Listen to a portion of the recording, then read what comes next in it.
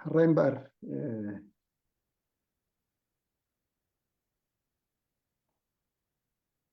كم تستلم ده لما أنت صلاة مجمع ربنا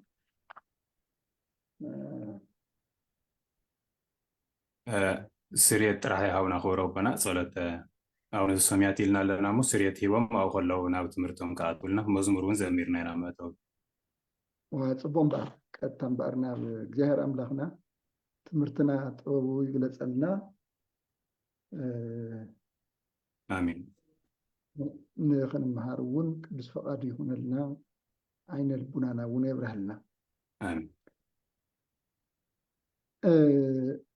أفتح حالة فجزء نهاية حديث كده عن ترجمة تمرتنا كمتو تذكروه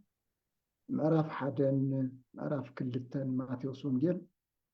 إنا تماهرنا أمونجو تو بعلاتون كم دم حدا مخنياتات ونجات أما إنا قارئنا نيرنا لومي ناي ماتيوس ونجيل معرف سلسته خنجمرينا إلى إذا حسب ونجيل ماتيوس معرف سلسته كاب قطري حدا جمرو كساب قطري عصر تقل تدرس زلو لسبكة يوحنس يزبهن سبكة تمرت يوحنس سبكة يوحنس صيحة فنوت مالتنا من قدي سرقا يبهن إنها قدس يوحنس كمتو زفلت ويتانا مرحنا إيسوس كريستوس إدمي تمرت مجمارو إدمي متماؤو إدمي تمرت مجمارو إدمي تمهارو مصوعو يوحنس قديمو يمهرني بحيل بيتا أيهود يسوكم ليو اتتمرتو بيوحنس ونجيلن بماتيوسن لوقاسن بزبالة بسفي تزقيو نرخو لما أنت نمهارو أب ماتيوس ونجيل معرف سلسة زركبيو كم زي بلتقالو وبوقت موائد بزح يوحنس متمك زي سبك بقدام يهودا زي يوردانوس بوقت ما كما خبلتلو اتمو أوزي نحد هاد يوم تمقالات يترقوم بنا بيت كريستياننا تمرت مسارت قدماي وقت موائل استبهالة أينا موائل زي سبك بقدام كنتلو بقدام يهودا كنتلو أينا قدام أينا يوردانوس قدام برخا إلو مترجم يحد نجيئتهم لنا يبعلم ملسلوه وقت موائل استبهالة كويتانا مرحنا إيسوس كريستوس أم أعرف كلتا كمنازراوي يسمي وليه تباهي لنيرو كمنازراوي يسمي وليه وهو نازريته كمنازراوي يسمي وليه ودي نازريت نخصمه نعم نازريت كده تباهي لتنوي تنقيرو سلازنا مرة كويتانا مرحنا إيسوس كريستوس باتو تنويت مسارت نعم نازريت كيدنيو لتنويت مسارت سلازي باتو تنويت مسارت نعم نازريت أبزو خدلو جيزي يوحنس تمهرتو سلاز جمرة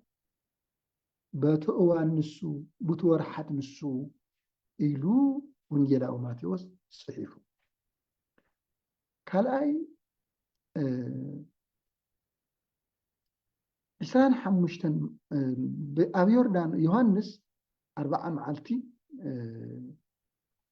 كم حنت معلت غير إيمان ونجلاو ماتيوس مالت إيه 4 معلت ماتيوس وانجيل معرف 4 معلت قويتانا جيسوس كريستوس صمولو اوان كم حد معلت غيرو وبسانيتا خمس ولا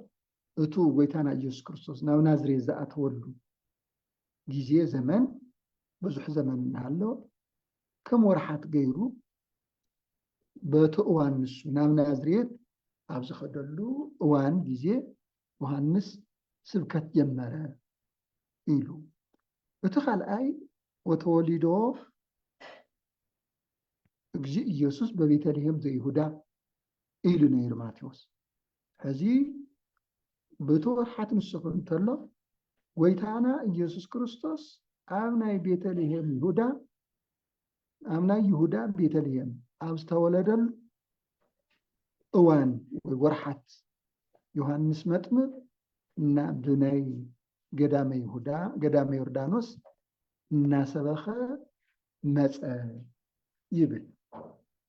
سلازي انتاي نيرو تسكتو انزايول نسو اسمك أربات منقسة سمايات هزي سلازي بوقت موعدك انتلا نازراوو بستبحل اللؤوان قويتانا إيوس كريستوس استولد اللؤوان يوحنس ناسبخ مسأ أب قدام نايبي يوردانوس قدام مالت نمنتا إنا قدام كيدو يوحنس زيون قدام نمنتا إنا قدام كيدو نزبل بزح تاريخ الله هيرودس كلتا عمتن حدا عمتن فرقان زخونهم قلعو قتلوا يدو أوجي سلازنبرا يولو ممهران أوجي سلازنبرا أديو هيرودس كي قتل الليلة نبرخا سيداتو ونبرخا حزاتو هديمانية أو عبيو أو سلاز عبي مسمح برسا بزح أيتحاوسا منا نقوينو قدامه هيوت حيزو أيو أو عبيو إلهم يترخوا ممهرا اتوانا قدام قن أيهود لبنا أي لب أيهود لبنا أيهود سلازي أمنا أيهود لبنا ناسبخ ناسا يبل اتخال أي دما تنويت تناجر نيرو بإساياس بنبي እግዚአብሔር إساياس بسلا يوحنس ምዕራፍ 4 ቁጽር 3 ቃለ አዋዲ ዘይሰብክ በገዳም ወይብል ጽዮ አፍኖቶ ለእግዚአብሔር አብ ገዳም ዝሰብኽ አዋጅ ነጋሪ ናይ እግዚአብሔር መንገድ ጸረጉና በለ ዝሰብኽ አዋጅ ነጋሪ ኢሉ ተናጊሩ ነው ወትራይ መጀመርታ አዋጅ ነጋሪ ቃለ አዋዲ አዋድ ማለት ዘዋሪ አዋጂ አዋጅ ነጋሪ ማለት ነው ወተቀዳማይ እዋናዊ አዋጅ ነጋሪ ዝነበረ ባዕሉ ኢሳይያስ ፍጻሜው ግን ንመጥምቅ ዮሐንስ እዩ ነይሩ ትንቢት እዚ ትንቢት እዚ ንኽፍጻም ቅዱስ ዮሐንስ ኣብ በረኻ ኣዋጅና ነገረ መጺኡ እቲ ኣዋጅ እንታይ እዩ ዝብል ነይሩ ልብ ንበለው እዚ እንዘይብል ነሱ እስመ ቀርበት መንግስተ ሰማያት ቀሪባላ እሞ ንስሓ እተው እዩ ዝብል ዘሎ ኣብዚ እውን ብዙሕ ሕቶታት ኣሎ ኣይና እዩት መንግስተ ሰማያት ናይ እግዚአብሔር መንግስቲ ኣይና እያ ናይ እግዚአብሔር መንግስቲ ዝበሃል ከምቱ ቅዱስ ጳውሎስ ዝነገረና ኣብ ሮሜ መልእኽቱ ምዕራፍ 14 ቁጽር 10 ቀዳማይ ነገር ሰላም ፍስሓ በመንፈስ ቅዱስ ፍቅሪ እዚኦም እዮም መንግስተ እግዚአብሔር ይኮነት መብላዕ ወመስቴ ዘእንበለ ሰላም ወፍቅር ወፍስሓ በመንፈስ ቅዱስ መንግስተ እግዚአብሔር መብልዕን መስተን ኣይኮነትን ሰላምን ፍቅርን ብመንፈስ ቅዱስ ፍስሓን እያ እምበር ኢሉ እቲ ፍስሓ እዚ ናይ መንፈስ ቅዱስ ፍስሓ ናይ ነብሲ ፍስሓ እዩ መለኮታዊ ፍስሓ ደስታ ሓጎስ እዩ ስለዚ መንግስተ እግዚአብሔር ቀሪባላ እሞ ክብል እንተሎ ዮሐንስ መጥምቅ መንፈሳዊ ፍስሓ ነፍሳዊ ፍስሓ መለኮታዊ ፍስሓ ቀሪበሎሞ ንስሓ እተው ማለት እዩ ነይሩ እቲ ካሊእ መንግስተ እግዚአብሔር ማለት ሃይማኖት ማለት እዩ ሃይማኖት ትዝክሩ ኢኹም ጎይታና መድሓኒና ኢየሱስ ክርስቶስ ኒቆዲሞስ ንዝተባሃለ ናይ አይሁድ ሊቅ ዘይተወልደ ዳግመ ይርአያ ለመንግስተ እግዚአብሔር ሕዚ ዘይተወልደ ዳግመ ይርአያ ለመንግስተ እግዚአብሔር እዚ ክብል ከሎ ቀጥታ ናብዚ ቃል እዚ ኮነ ዝኣተው ጎይታና ኢየሱስ ክርስቶስ ቃል እውን ኣትዩ ኪዳን ሂቡ ኣማን ኣማን እብለከ ማነይ እብለካ ኣለኹ ናይማን ይብለካ ኣለኹ ኢሉ እዩ ዝነገሮ ኣማን ኣማን እብለከ ዘይተወልደ ዳግመ ይርአያ ለመንግስተ እግዚአብሔር ዳግመኛ ዘይተወለደ መንግስተ እግዚአብሔር ኣይርአያን ኢሉ ኣብዚ ድማ ትርጓሜው መንግስተ እግዚአብሔር ተባሃለ ሃይማኖት ካልኣይ ድማ ሓድሽ ልደት ካብ መንፈስ ቅዱስ ምውላድ ልደት በአምሓርኛ ልጅነት ዝበሃል ሓድሽ ልደት መንፈሳዊ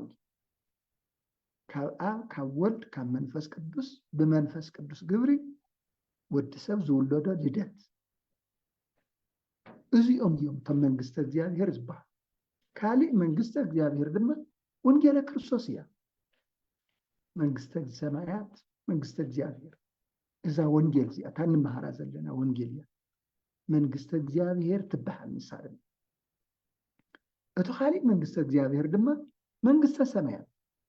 ጻድቃን ቅዱሳን ነቢያት ሐዋርያት ኩሎም ዝነብሩሉ ናብራ ህይወት መንፈሳዊ ህይወት ሰማያዊ ህይወት መልአካዊ መልአክ መሲልካ ምንባር እግዚአብሔር ቅዱስ ቅዱስ ቅዱስ እናበልካ እናመስገንካዮ ምንባር ናይ ጸጉኡን ናይ ሞገሱን ክብሩን ወራሲ ኮይንካ ምንባር እዚ መንግስተ እግዚአብሔር ይበሃል እዚ ኩሉ ቀሪበሎሞ እዩ ዝብል ዘሎ ቅዱስ ዮሐንስ እዚ ኩሉ ቀሪበሎሞ ንስሓ እተው ንስሓ ዘይኣተወ ናይዚ መንግስተ እግዚአብሔር እዚ ኩሉ ዝወርሰ ኣይኮነን ስለዚ ንስሓ እተው ኢሉ ይነግሮም ይእውጀሉ ኣዋጅ ጀሚሩሉ እስመ ዝንቱ ውእቱ ዘተብህለ በኢሳይያስ ነቢ እንዘይብ ቃለ ኣዋዲ ዘይሰብክ በገዳም እዚ ብኢሳይያስ ቃለ ኣዋዲ ዘይሰብክ በገዳም ኣብ ገዳም ዝሰብኽ ናይ ኣዋጅ ነጋሪ ዝተብሃለ እዚ ዮሐንስ እዩ እሞ ይብል ኣሎ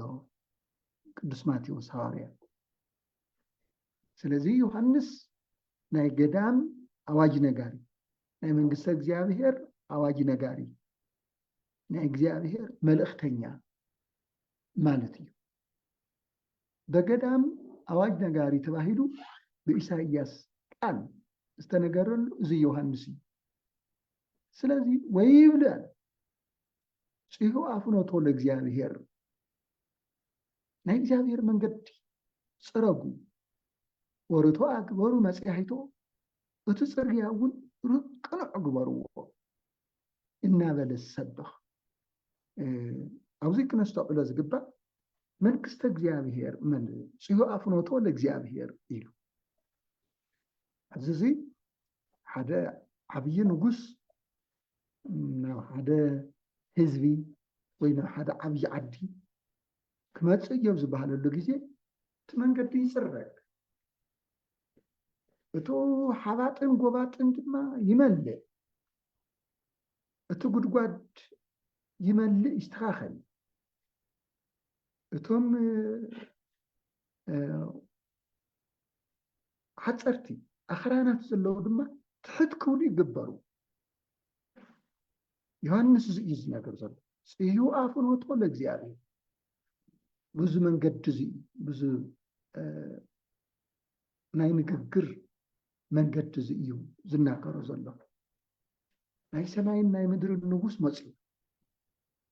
ናይ ምድራዊ ከይኮነስ ናይ ውስን ህዝቢ ከይኮነስ ናይ ዓለም ንጉስ ንጉሰ ሰማይ ወምድር ኢየሱስ ክርስቶስ መጽኡ ስለዚ መንገዲ ጽረጉ ይብለና ናይ እግዚአብሔር መንገዲ እዩ ዝገለጾ ጽዩ ኣፉን ወጥቶ ለእግዚአብሔር ናይ እግዚአብሔር መንገዲ ጽረጉ አይና እንቱ ናይ እግዚአብሔር መንገዲ እግዚአብሔር ዝንቀሳቀሰሉ መሬታዊ መንገዲ አይኮነን ናይ እግዚአብሔር መንገዱ ናይ ሰብ ልቡና እዩ ናይ ወዲ ሰብ ልቡ ቅዱስ ጳውሎስ ከም ትዝክርዎ ይተአምሩኑ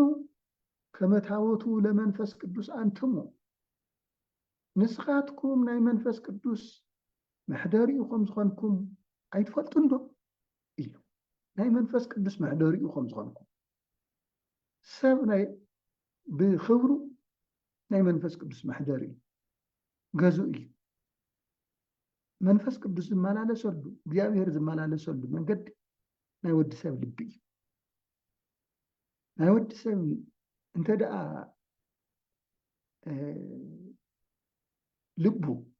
ሓንኳን ፀዋው እንድሕር ኮይኑ እንደገና ድማ ከረን ዝኣክል ዕቡይ ከረን ዝኣክል ዕቡይ እንድሕር ኮይኑ ወይም ደግሞ ሕማቅ መንገዲ ዕሾኽን ፀፀርን ዝበዝሖ ከም ዝኾነ ኣብ ናይ ወዲ ሰብ ልቢ ክፍኣት ተንኮል ምቀኝነት ሕማቅ ነገራት ኩሎም እንተልዮም እግዚአብሔር ካብቲ ልቢ ንሱ ይርሕቕ ይወፅእ ብመሰረቱ ግን ናይ እግዚአብሔር መንገዲ ናይ እግዚአብሔር መሕደሪኡ ናይ ወዲ ሰብ ልቢ እዩ ስለዚ ዮሃንስ በመጀመርታ ንስሓ እተው ኢሉ ንስሓ ናይ ልቢ እዩ ትሕት ኢሉ ድማ ጽዩ ኣፉን ወጥቶ ለእግዚአብሔር ናይ እግዚአብሔር መንገዲ ጽረግዎ ኢሉ እቲ ናይ እግዚአብሔር መንገዲ ናይ ወዲ ሰብ ልቡና እዩ እሞ እንታይ እዩ ዝጽረግ ንጹህ ግበርዎ ማለት እዩ ካብ ሰይጣናዊ ሕሊና ሓሳብ ክፍኣት ትዕቢት እኩይ ሓሳብ ካብኡ ንጹህ ግበርዎ ቅኑዕ ይኹን ናይ ወዲ ሰብ ልቢ ቅኑዕ ይኹን እዩ ዘሎ ዮሃንስ ጽዩ ኣፉን ወጥቶ ለእግዚአብሔር ናይ እግዚአብሔር መንገዲ ልቡናኹም ንጹህ ግበርዎ ኢሉ ይጸርገሉ ንምንታይ ንጹህ ልቢ ዝግብኦ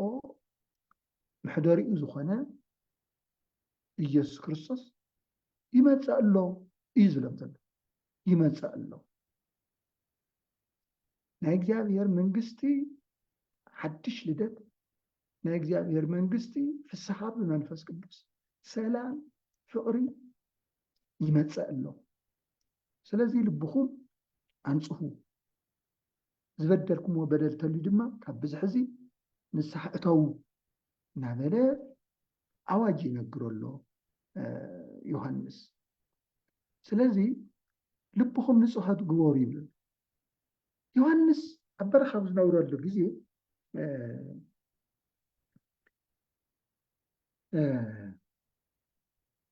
ልብሰ ይነበሮን ክዳነ ይነበሮን ወንጌላዊ ማቴዎስ ከም ዝነገረና እቲ ክዳኑ ናይ ግመል ፀጉሪ እዩ ነይሩ ይብል ወልብሱ ለዮሃንስ ምፀጉረ ገመል ውእቱ ምፀጉረ ገመል ካብ ናይ ግመል ፀጉሪ እዩ ይብሉ ርግፅ እዩ እንታይ ፀጉሪ ኣለዋ ኢሎም መምህራን ሓቲቶም ናይ ካብቲ ሓደ ኣካላታ ዝተዋፃፀአ ፀጉሪ ኣሎ እሞ ንሱ ኣዲኡ ፍሒሳ ተኒጋ ከም ሸማነ ሰሪሓ ኣኸይደናቶ ነይራ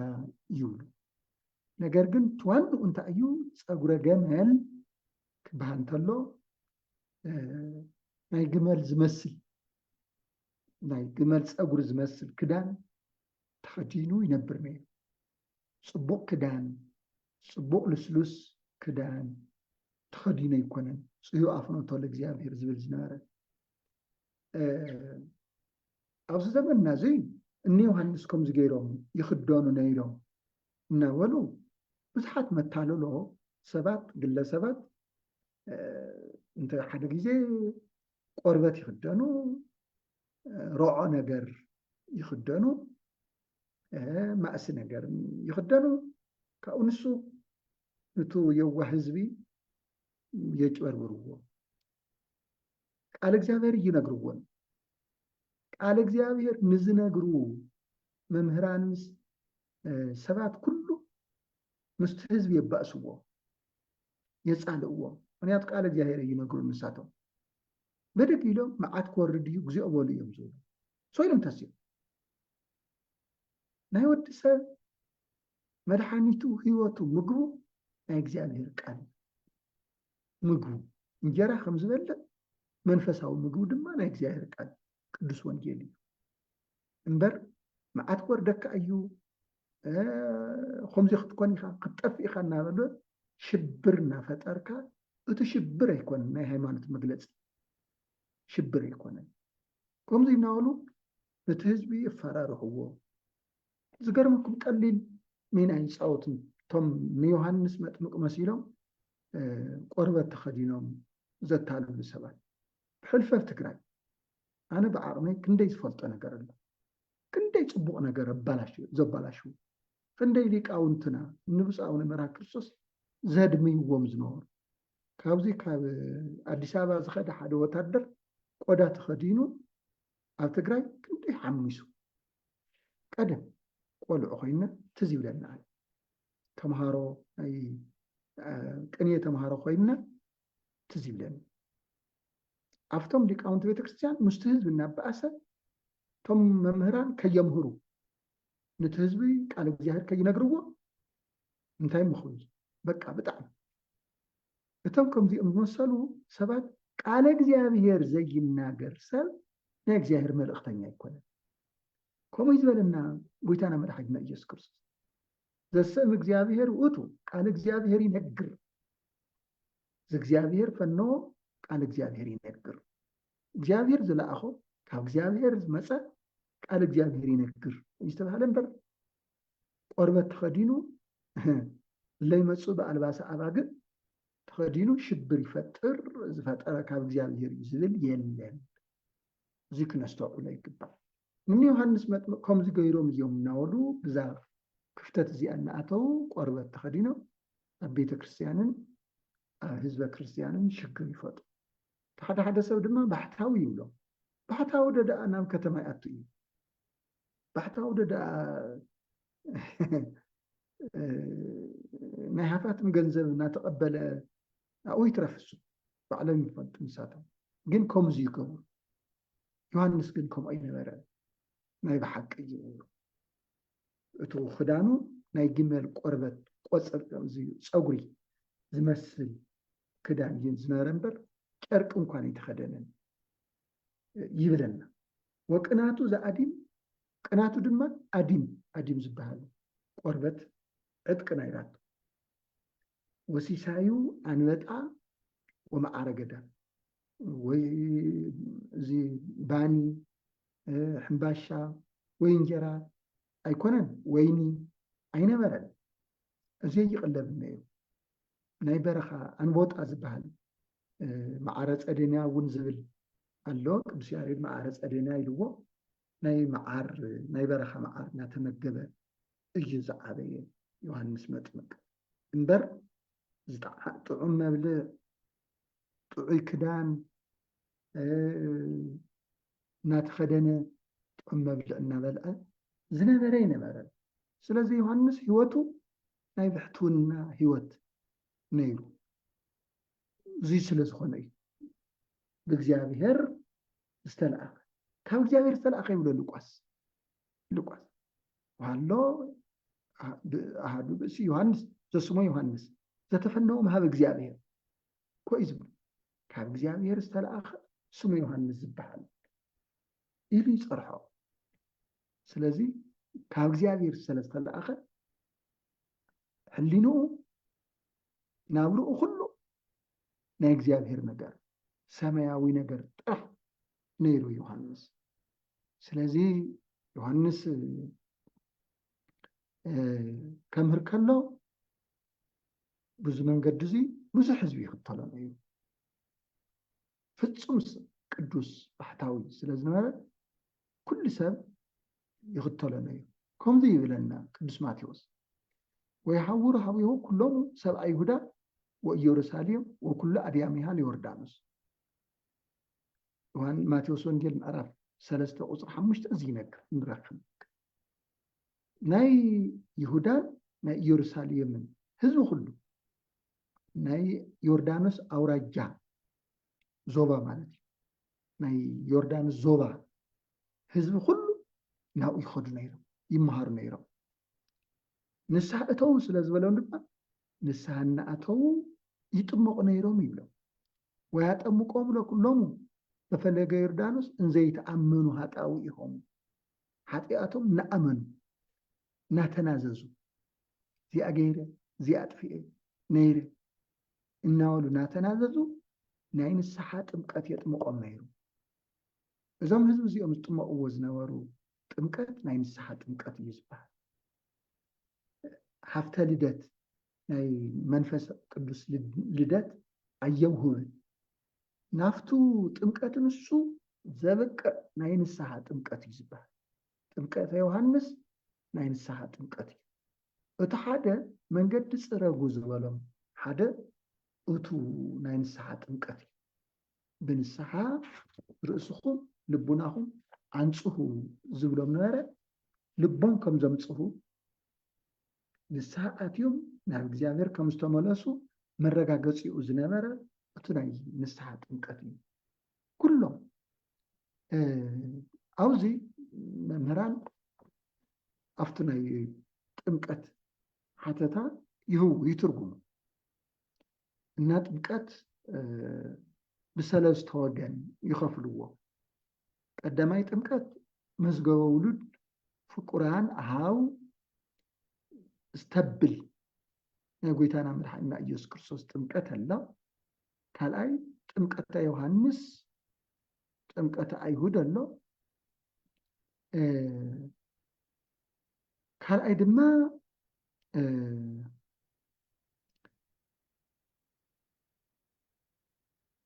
ጥምቀተ ክርስቶስ እዩ። ሳልሳይ ማለት እዩ ጥምቀተ ክርስቶስ። ስለዚ ብካሊእ ወገን ድማ ጥምቀት 8 ዓይነት እዩ ኢሎም ይኸፍልዎ መምህራን። እቶም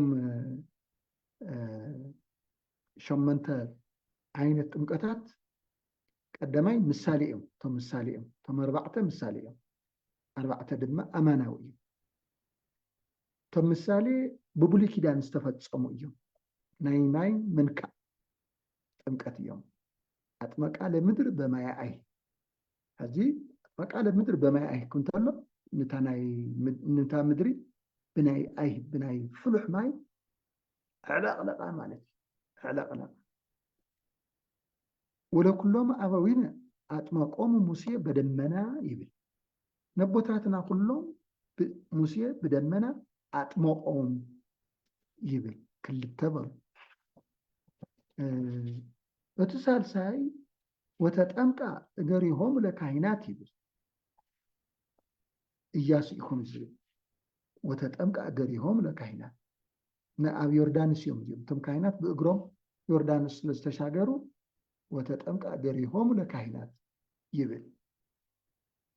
እቲ ራብዓይ ድማ ጥምቀተ ዮሐንስ እዩ እዚኦም ኣርባዕቲኦም ምሳሌ እዮም ነይሩ እቶም ኣርባዕተ ኣማናዊ ዝበሃል ናይ ጥምቀት ዓይነት ድማ መዝገበ ውሉድ ፍቁራን ዝተብል ናይ ጎይታና ናይ መድሓኒና ኢየሱስ ክርስቶስ ጥምቀት ካልኣይ ኣንብዓ ንስሓ ናይ ንስሓ ንብዓት እሱ እውን ከም ጥምቀት ይቆፀር ኢሎም መምህራን እቲ ካልኣይ ሳልሳይ ደመ ሰማዒታት ሰማዒታት ኣሚኖም ኣብ ዝጋደለሉ ግዜ እሱ እውን ጥምቀት ከም ጥምቀት ይቁፀር እቲ ራብዓይ ባሕረ እሳት እዩ ሰማዒታት ናብ ሓዊ ክጥበሱ ከለዉ ስለ ሃይማኖት ስለ ክርስቶስ እሱ እውን ጥምቀት ኮይኑ ይቁፀረሎም ኢሎም ብሸመንተ ዓይነት ናይ ጥምቀት ኣባህላ ትርጓሜ ጥምቀት ክበሃል እንተሎስ እዚ እውን ይትርጎም እዩ ከምዚ ኢሉ ክትርጎም ይኽእል እዩ ማለት እዮም መምህራን እና ናይ ዮሃንስ ጥምቀት ናይ ንስሓ ጥምቀት እዩ ነይሩ ናይ ክርስቶስ ናብቲ ናይ ክርስቶስ ጥምቀት ዘብፅሕ ጥምቀት እዩ ነይሩ ኣብ ዮርዳኖስ ዝተፈፀመ ብዮሃንስ ዝተፈፀመ ጥምቀት ሃብተ ልደት ኣየውህብን ሃብተ ልደት ዝወሃብ ህዝበ ክርስቲያን ሕዚ ዝጥምቆ ህፃናት ብ40 መዓልቲ ጓል ድማ ብ80 መዓልቲ ዝጥመቅሉ ናይ ጎይታና መድሓኒና ኢየሱስ ክርስቶስ ካብ ጎኑ ዝፈሰሰ ማየ ገቦኡ እዩ ናይ ዮርዳኖስ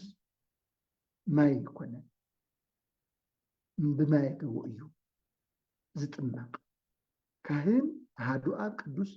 ኣሃዱ ወልድ ቅዱስ ኢሉ ክባርኾ ከሎ ካልኣይ ድማ ወንጌለ ዮሃንስ ምዕራፍ 3 ክፅለዮ ከሎ ጸሎተ ክርስትና ክፅለዮ ከሎ እቲ ማይ ካብ ናይ ፈሳሲ ወሓጂ ማይን ምዃን ናብ ናይ ኢየሱስ ክርስቶስ ማየ ገቦነት ይልወጥ ሓይሊ ይረክብ መንፈስ ቅዱስ ይቅድስ ብድሕሪ እዚ እቲ ቆልዓ ብዙ ቅዱስ ማይ እዚ ካብ ክርስቶስ ጎኒ ብዝፈሰሰ ማይ ይጥመቅ ወዲ እግዚአብሔር ይኸውን ወልደ እግዚአብሔር ይኸውን ቅቡእ በመንፈስ ቅዱስ ይኸውን ናይ ክርስቶስ መሕደሪ ይኸውን ክቡር ይኸውን ካብ ዓለም ይፍለ ካብ ናይ ሰይጣን ባርነት መግዛእቲ ይፍለ ሓራ ይወፅ ናይ መንግስተ ሰማያት መትሓጃ ዓረቦን ይቅበል ወዲ መንግስተ ሰማያት ኮን ከሎ ምዃኑ ንምዃኑ ዓረቦን ማለት መትሓጃ ኣትይኻ ኣለኻ ዝብል ይወሃቦ ብዙ ጥምቀት ስለዚ ናይ ዮሃንስ ጥምቀት ግን ናይ ንስሓ ጥምቀት እዩ ነይሩ ናይ ትምህርቲ ጥምቀት እዩ ነይሩ ናብዚ ጥምቀት እዚ ዘብፅሕ ጥምቀት እዩ ነይሩ ስለዚ እናጥመቐ ብዙሕ ትምህርቲ እዮም ሂብዎም ቅዱስ ዮሃንስ እንታይ ይብሎም ነይሩ ብዙሓት ሰባት እናመፁ ምስ ረአዮም ብዙሕ ነጊርዎም ከምዚ ይብሎም ነይሩ ኦ ትውልደ ኣራዊተ ምድር መኑ ኣመረክሙ ወሰረየ ብዙሃነ ኣሕዛብ እምፈሪሳውያን ወሰዱቃውያን እንዘይመፁ ውስተ ጥምቀቱ ፅሚተ ሸሊኾም ፅሚት ማለት ሽሉኽ ኢልካ ማለት ካብ ፈሪሳውያን ካብ ሰዱቃውያን እዚኣቶም ፀላእቲ ክርስቶስ እዮም ንዮሃንስ እውን ፀላእቱ እዮም ኣይፈትዎን እቲ ናይ ዮሃንስ ትምህርቲ ኣይደልይዎን እና ሸሊኾም ምስቲ የዋህ ህዝቢ ተሸፊኖም ክመፁ ከለዉ ምስ ረአየ ርእዎም ካብኡ ድሕሪኡ ንሳቶም ዝመፅዎ እስቲ ዮሃንስ እንታይ እዩ ዝገብር ዘሎ ኦሪትና ካብ ቋሽ ዝመፅእ ዘሎ እስቲ እቲ ናቱ ትምህርቲ ልዕል ክብል ከሎ ናይ ኦሪት ትምህርትና ድማ ክትሓት ከሎ ክንርኢና እስቲ ኢሎም ብነገር ሸርሕን ምስራሕ እዩ ናብ ዮሃንስ ዝመፁ ነበሩ ስለዚ ዮሃንስ ግን ገሲፅዎ ብጣዕሚ እዩ ገሲፅዎ ከምዚ ኢልዎ መኑ ኣመረክሙ ትጉየዩ መቅሰፍት ወመንሱት ዘይመፅእ ካብ ዝመፀኩም መቅሰፍትን ጥፍኣትን ክትድሕኑ መን ነገረኩም ኦ ትውልድ ኣራዊተ ምድር አንቱም ደቂ ተመን እዩ ዝበሎም ውሉዳት ተመን ትውልድ ኣራዊተ ምድር መን ኣመረክሙ ከመ ታምቅስቱ መቅሰፍት ወመንሱት ወመዓት ዘይመፅእ መቅሰፍት መንሱት መዓት ንንበይኖም እዮም እዚኣቶም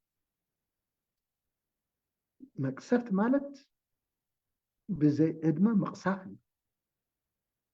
ቅፅዓት እዩ መንሱት ማለት ድማ ጨሪሱ ምጥፋእ ማለት እዩ መዓት ማለት ድማ ፍትሓ እግዚአብሔር ማለት እዩ ስለዚ ካብ መቅሰፍትን ካብ ጥፍኣትን ካብ ናይ እግዚአብሔር ፍርድን ንኽተምልጡ መን ነገረኩም አንቱም ናይ ተመን ውላድ ኢሉ ይወቅሶም ነይሩ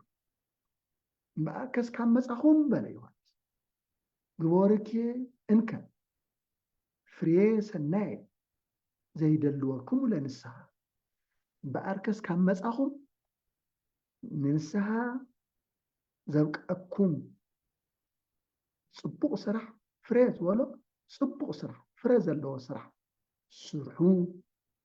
ኢልዎ ወኢይምሰልክሙ ዘተመስጡ በብሂለ ኣብ ብነ አብርሃም ኣቦ ኣለና ብምባል ዝተምልጡ ከይመስለኩም ኢልዎ እዚ ዓብይ ዘረባ እዩ ፍልይ ዝበለ እዩ ክነስተውዕሎ ዝግባእ ቀዳማይ ነገር ተንኮልን ክፍኣትን ቅንኣትን ምቀኝነትን ሒዝካ ናብ ቤተ እግዚአብሔር ምኻድ ዘይግባእ ምዃኑ የረድአና መጀመርያ ልብኻ ሓፂብካ እዩ ናብ ቤተ እግዚአብሔር ዝኸየድ ምዃኑ የረድአና እቲ ካልኣይ ነገር ድማ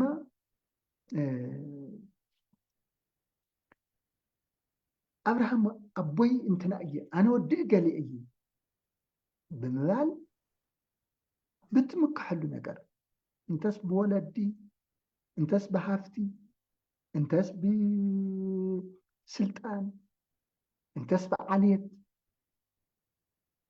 ብምምካሕካ ናይ እግዚአብሔር መንግስቲ ዝውረስ ነገር የለን ዓልየት የለን ስልጣን የለን ሃፍቲ የለን ወገን የለን ንስ ኮነን እዩ ዝብል ዘሎ ይሆን ይምሰልክሙ በብሂለ ኣብ ብነ አብርሃም ዘተመስጡ አብርሃም ዝኣክል ኣቦ ኣለና ብምባል ተምልጡ ኣይምሰልኩም እዩ ዝብሎም ነይሩ ዮሃንስ ብጣዕሚ ካብኡ ተሓሒዙ ኸ ግደፍዎ እሞ ንስኻትኩም ተተረፍኩም ብናይ እግዚአብሔር መቅሰፍቲ ብናይ እግዚአብሔር ጥፍኣት ብናይ እግዚአብሔር ፍርዲ እንተጠፋእኹም እግዚአብሔር ንአብርሃም ካብዞም ኣእማን እዚኦም ውሉድ ከልዕለሉ ይኽእል ኢልዎ ውላድ ክህቦ ይኽእል ካብ ኣእማን ኮይ እምላንቱ ኣይባን አንስኦ ውሉድ ለአብርሃም ወይክን እግዚአብሔር አንስኦ ውሉድ ለአብርሃም እምላንቱ ኣይባን ካብዘን ኣእማን እዚአን ንአብርሃም ውሉድ ከልዕለሉ ይኽእል እዩ ኢልዎም ንግዚኡ ኣኢባን ዝበሎም ቅዱስ ዮሃንስ መጥምቅ ዘይተጠመቁ ኣሕዛብ እዮም ሃይማኖት ዘይብሎም ስለዚ ንስኻትኩም ንኣምን ኢና እናበልኩም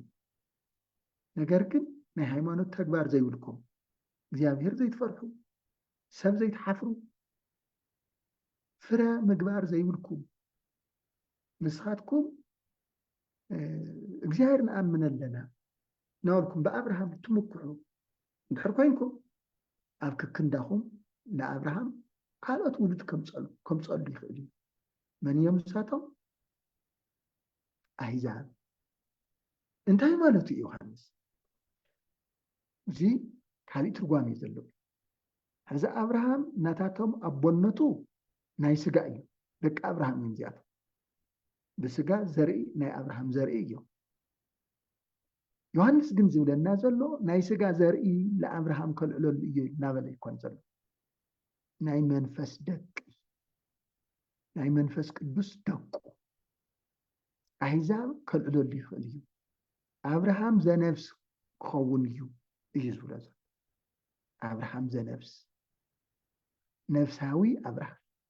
ሰማያዊ ኣብርሃም ዓርከ እግዚአብሔር ኣብርሃም ስለዚ ንስኻትኩም ካብ ኣብርሃም ብስጋ ብምውላድኩም እቲ ናይ ኣብርሃም ብስጋ ምውላድ መንግስተ እግዚአብሔር የውርሰኩም ሕዚ ኣብርሃም ናይ ነፍሲ ኣብርሃም ነፍሳዊ ኣብርሃም እዩ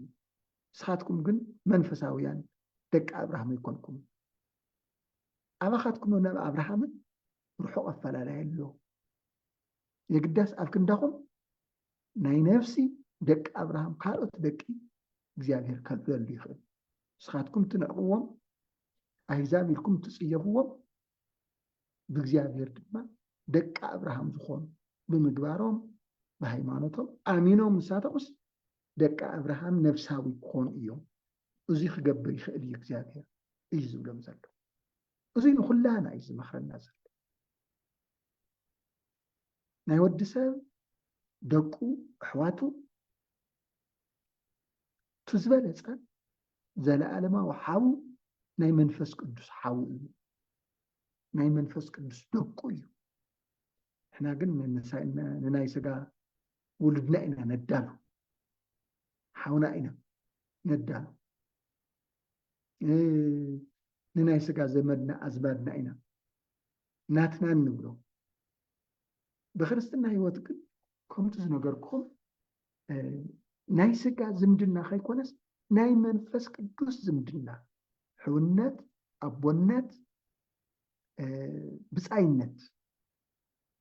ናይ መንፈስ ቅዱስ እሱ እዚ ዘለዓለማዊ እዩ እቲ ናይ ስጋ ብህይወተ ስካስካዕ ዘለና ኢና ትዝምድናና እቲ ናይ መንፈስ ቅዱስ ግን ብህይወተ ስጋ ብህይወተ ነፍስ ኣብ እንነብረሉ ኩሉ ትዝምድናና ይቕፅል ዘለዓለማዊ ኣይፍሓቕን ስለ ዝኾነ እዩ ሓንቲት ቤተክርስትያን ትባሃል ሓደ ምእመን ሓንቲት ናይ ክርስቶስ ኣካል ተባሂሉ ዝንገር